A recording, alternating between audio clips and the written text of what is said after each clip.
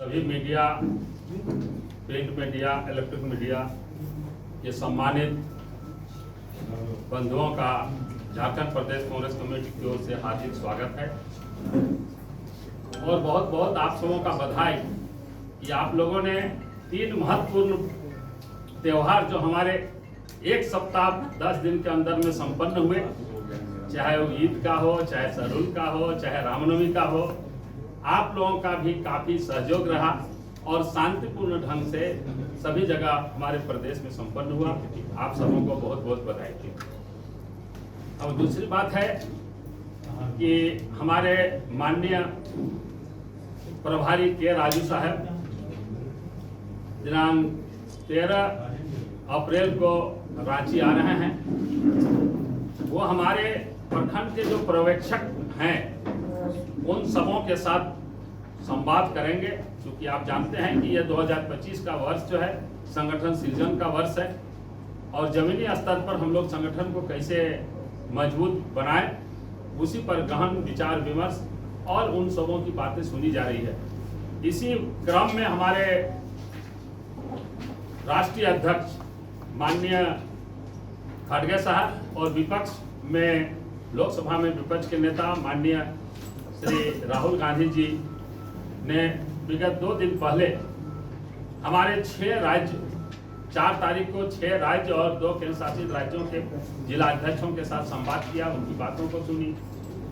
तो उसी क्रम में फिर हमारा 14 तारीख को आप जानते हैं कि हमारे संविधान के रचयिता, संविधान के प्रणेता, निर्माता डॉक्टर भीमराव अंबेडकर की जयंती है। उस दिन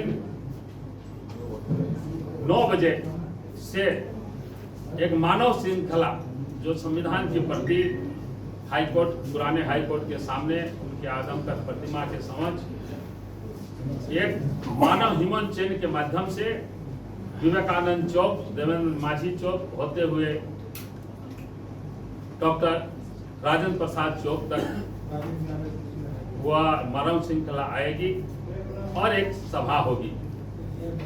तो आज का दूसरा महत्वपूर्ण बिंदु है कि एससी सब प्लान और एसटी मतलब शेड्यूल्ड ट्राइब जनजातीय उपयोजना पर केंद्रीय कानून की हम लोग मांग करते हैं। हमारे माननीय नेता राहुल गांधी ने भी इस मांग को रखा है, उसका हम लोग स्वागत करते हैं कि जैसे शेड्यूल कास्ट सब प्लान और ट्राइब सब प्लान, तो इसमें का मुख्य उद्देश्य है कि इन दोनों संप्रदाय के लोगों का सर्वांगीण विकास हो। और ये सब प्लान श्रीमती इंदिरा जी ने 1975-76 में और 79-80 में एक योजना बनाई थी कि इन लोगों का कैसे सर्वांगीण विकास हो। इसके लिए 4-5 सूत्री उनके कार्यक्रम थे कि गरीबी में कैसे कमी लाया जाए, कैसे उन लोगों को आय के अवसर उन लोगों में पैदा किया जाए, गरीबी और बेरोजगारी को कैसे कम किया जाए। आज आप देखेंगे कि सामान्य वर्ग के लोग और एसटी एससी के ये में काफी अंतर है हर चीज में। तो इस खाई को कैसे पाटा जाए, ये हमारी नेता स्वर्गीय श्रीमती लो महिला इंदिरा जी ने ये कार्यक्रम की रूपरेखा उस समय तैयार की थी। जैसे सामाजिक आर्थिक, ये सामाजिक आर्थिक अंतर को कैसे पाटा जाए, कैसे इन लोगों का कौशल विकास किया जाए, इन लोगों को कैसे बुनियादी सुविधा मुहैया किया जाए, उनको स्वच्छ पेयजल हो, शिक्षा हो, स्वास्थ्य हो, इन सारे आवास हो, इस सब की गारंटी। और साथ साथ जो इनका बजटीय प्रावधान है, विगत आप देखेंगे दशक में इनमें काफी कटौती की गई है। इसलिए हमारे माननीय और हमारा बजट में भी हमारे ये में चुनाव घोषणा पत्र 2025 के चुनाव घोषणा पत्र में कि हम इस पर काफी हमारे नेता राहुल जी जोर दे रहे हैं इन लोगों के विकास पर, इनकी आवाज को केंद्र सरकार में अच्छी तरह कि इन लोगों के लिए भी ये केंद्रीय कानून बने, ताकि इन लोगों के हितों का संरक्षण हो सके, इन लोगों को न्याय मिल सके, इनके अधिकारों की रक्षा हो सके, इन लोगों पर किसी प्रकार का शोषण न हो सके। हमारे नेता इसमें काफी सक्रिय हैं और हम लोग भी तमाम कांग्रेस जन इसमें काफी प्रतिबद्ध हैं। तो यह प्रेस कॉन्फ्रेंस आयोजित की गई। ये विषय सिर्फ झारखंड के लिए नहीं है, यद्यपि हम झारखंड के संदर्भ में भी चर्चा करेंगे। ये पूरे देश के जनजाति और अनुसूचित जाति के लोगों के सामाजिक आर्थिक उत्थान के लिए यह विषय है। विषय ये है कि आदरणीय राहुल गांधी जी ने भारत के संविधान में उल्लेखित जो प्रावधान है उसे लेकर अनुसूचित जनजाति उपयोजना और अनुसूचित जाति उपयोजना को कानूनी दर्जा दिया जाए, कानून बनाया जाए, इसके लिए उन्होंने मांग की। मैं बहुत ही संक्षेप में आपको भारत के संविधान 275 कंडिका 1 4 लाइन का है, मैं पढ़ के आपको बताता हूं, जिसमें यह उल्लेख किया गया है कि भारत की संचित निधि में से ऐसी पूंजी संदर्भ की जाएगी जो उस राज्य को उन विकास स्कीमों के खर्च को पूरा करने में समर्थ बनाएगा जिन्हें उस राज्य में अनुसूचित जनजातियों के कल्याण की अभिवृद्धि हो सकेगी। मैं इसलिए संविधान के इस धारा का उल्लेख कर रहा हूं, जैसा कि हमारे आदरणीय रामेश्वर राव जी ने अपने वक्तव्य के क्रम में इस बात का उल्लेख किया है कि ये जो डिमांड है कि इसको कानून का रूप दिया जाए, ये भारत के संविधान द्वारा प्रावधानित, इससे हटकर इतर कोई मांग राहुल जी नहीं कर रहे, अखिल भारतीय कांग्रेस कमेटी नहीं कर रही है और झारखंड प्रदेश कांग्रेस कमेटी नहीं कर रही। वो हक, वो अधिकार हम मांग रहे हैं। हम आपको बताना चाहते हैं कि 1974, 75, 76 और 79-80 में तत्कालीन प्रधानमंत्री श्रीमती इंदिरा गांधी जी ने, यद्यपि संविधान में यह प्रावधान पहले से चला आ रहा है, लेकिन देश के आदिवासी और दलितों के आर्थिक सामाजिक उत्थान के लिए उन्होंने उप योजना का प्रावधान किया। ये कोई नई बात नहीं है, सबसे पहले उन्होंने ही किया। हमारी पार्टी 2013 में कानून बनाने के लिए भी तैयार, प्रक्रिया में आगे बढ़ गई, बहुत कदम पूरा कर लिया गया था कि हम कानून बनाएं।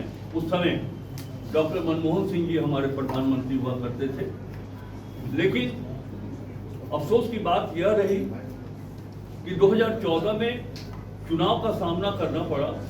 देश में चुनाव हुआ लोकसभा का, कानून बनाने की यह सोच, यह सपना साकार अखिल भारतीय कांग्रेस कमेटी डॉक्टर मनमोहन सिंह के नेतृत्व में नहीं कर पाई।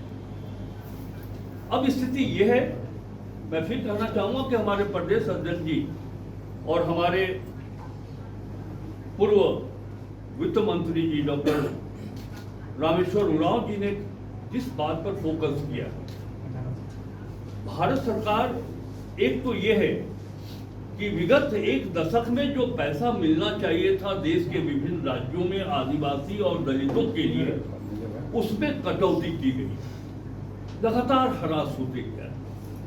जनसंख्या और उनकी सामाजिक आर्थिक दृष्टि को देखते हुए जो हक मिलना चाहिए था, वित्तीय हक मिलना चाहिए था देश के दलित और अनुसूचित जाति के लोगों को, वो नहीं मिल पाया।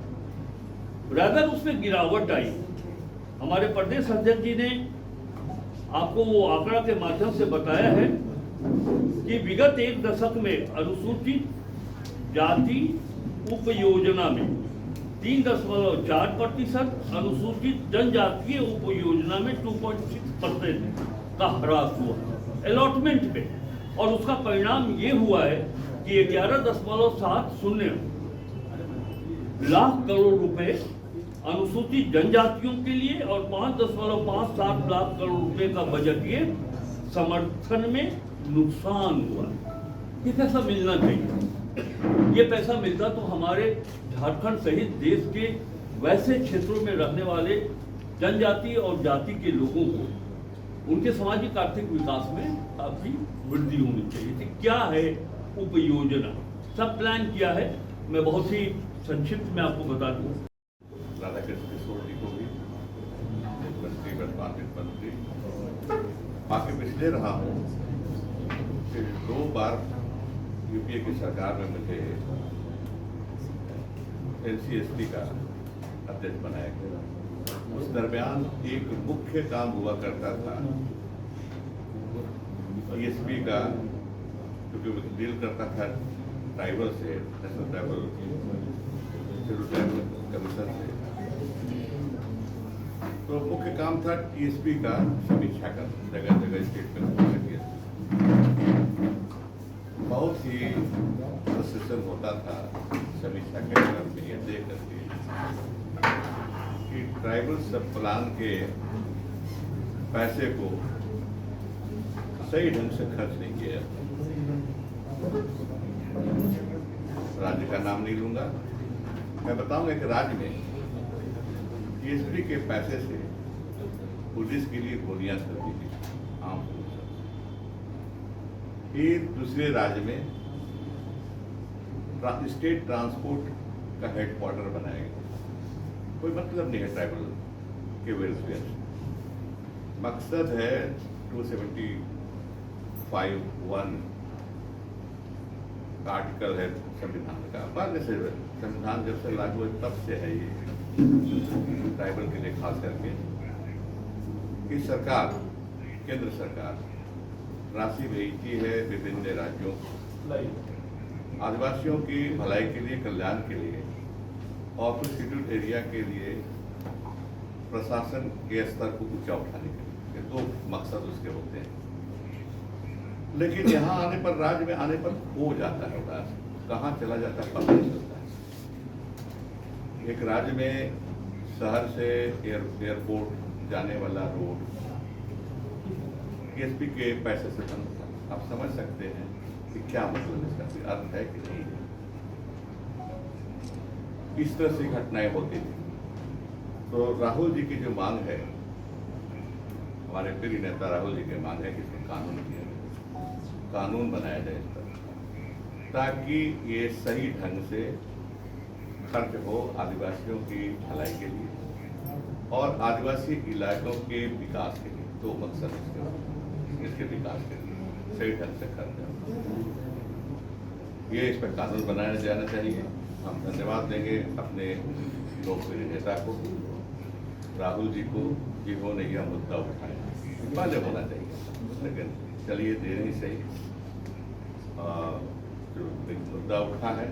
और केंद्र सरकार से भी हम अपील करेंगे, अनुरोध करेंगे इसको जल्दी से जल्दी कानून का रूप दिया जाए, ताकि डाइवर्सन ऑफ फंड जो होता है वो रुके। साथ साथ ये कहूँगा मैं, कानून बनाने के साथ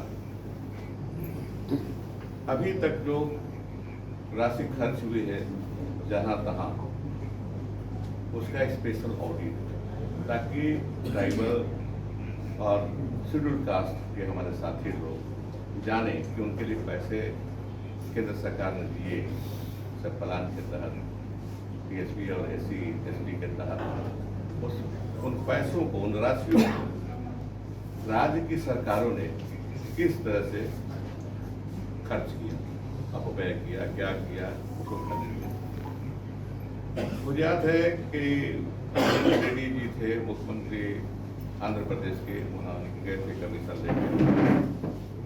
देश विदेश की खबर, राज्य की खबर और आपके आसपास की खबर, सब पर होगी हमारी नजर। अपने आसपास की खबरों से आप नहीं रहेंगे अनजान। हम लेकर आ रहे हैं खबरों की रेलगाड़ी, तो हो जाएं तैयार और सब्सक्राइब कर लें हमारे चैनल आइडियल एक्सप्रेस को। हर खबर से रहें अपडेट। और हाँ, नोटिफिकेशन की घंटी को दबाना ना भूलें। देश विदेश की खबर, राज्य की खबर और आपके आसपास की खबर, सब पर होगी हमारी नजर। अपने आसपास की खबरों से आप नहीं रहेंगे अनजान। हम लेकर आ रहे हैं खबरों की रेलगाड़ी, तो हो जाएं तैयार और सब्सक्राइब कर लें हमारे चैनल आइडियल एक्सप्रेस को। हर खबर से रहें अपडेट और हाँ, नोटिफिकेशन की घंटी को दबाना ना भूलें।